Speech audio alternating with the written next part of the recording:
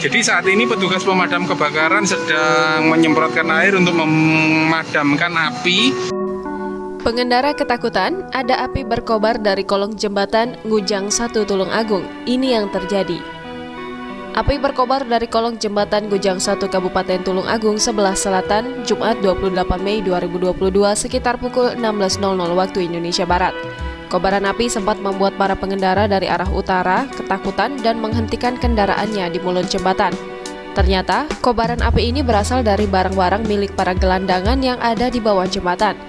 Juru kunci makam Ngujang yang ada di sebelahnya, Ribut Katenan, mengatakan sebelumnya ada 2 gelandangan di bawah jembatan Ngujang 1. Salah satunya adalah MUT, seorang perempuan PSK liar yang berusia 60 tahun.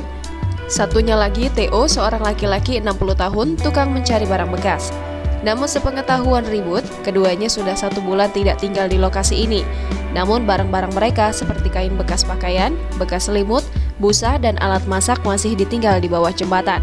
Karena itu, Ribut meyakini ada orang yang sengaja membakar barang-barang itu. Kobaran api menggosongkan kolong jembatan Ngujang 1 bagian selatan, baja-baja rangka jembatan ikut gosong. Demikian juga beton badan jembatan di atas kolong juga menghitam karena terbakar. Jembatan Ngujang 1 sangat vital karena berada di akses utama Tulungagung Kediri. Jembatan ini melintasi Sungai Brantas menghubungkan Kecamatan Kedungwaru di selatan dan Kecamatan Ngantru di utara. Kebakaran ini berpotensi mengurangi kekuatan rangka jembatan karena rangka bajanya terpanggang api. Api baru padam setelah 1 mobil pemadam kebakaran diturunkan ke lokasi. Baja-baja yang terbakar terus mengepulkan asap setelah disemprot air. Tuh, ya, bajanya itu sampai mengeluarkan asap karena panas dan kena air.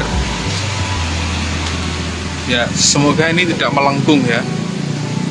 Ini kejadian yang serius karena rangka jembatannya itu terbakar sampai gosong kayak gini ya.